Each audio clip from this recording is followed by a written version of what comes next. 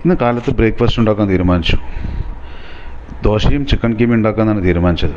Chicken കീമയെല്ലാം റെഡിയാക്കി വെച്ചിട്ടുണ്ടായിരുന്നു. പാനിൽ എണ്ണ ചൂടാക്കി ആവശ്യത്തിനുള്ള ജീരകം അങ്ങനെയുള്ള സാധനങ്ങളെല്ലാം ഇട്ടു. വെളുത്തുള്ളി ഇഞ്ചി ഇട്ട് ഒന്ന് വറുത്തെടുത്തു. അത് കഴിഞ്ഞ് ഉള്ളി ഇട്ടു. ഉള്ളി പച്ചമുളക് ചേർത്തു. അത് നല്ലോണം വരട്ടതിന് ശേഷം അതിൻ്റെ മേലെ ചിക്കൻ കീമ ഇട്ടു. ആവശ്യത്തിന് കുറച്ച് ഉപ്പും അതിൻ്റെ മുകളിൽ ഇത്രയും അത് കുറച്ച് നേരം ഇളക്കി കൊടുത്തുകൊണ്ടിരുന്നു. അത് കഴിഞ്ഞ് ഹാഫ് ബോയിൽ ആയതിനു ശേഷം തക്കാളി ഇട്ടു. കുറച്ച് വെള്ളം കൂടെ ഒഴിച്ച് നന്നായി ഇളക്കി കൊടുത്തു.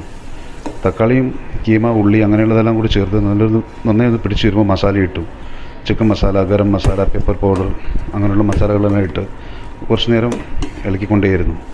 അത് കഴിഞ്ഞ് കുറച്ച് നേരം വെച്ച് തന്നെ തിളച്ച് വന്നതിന് ശേഷം മല്ലിയില ഇട്ടു. ചിക്കൻ കീമ റെഡിയായി. അത് കഴിഞ്ഞ് ദോശ ഉണ്ടാക്കി. ഇന്നത്തെ breakfast ready. Dosa, chicken keema.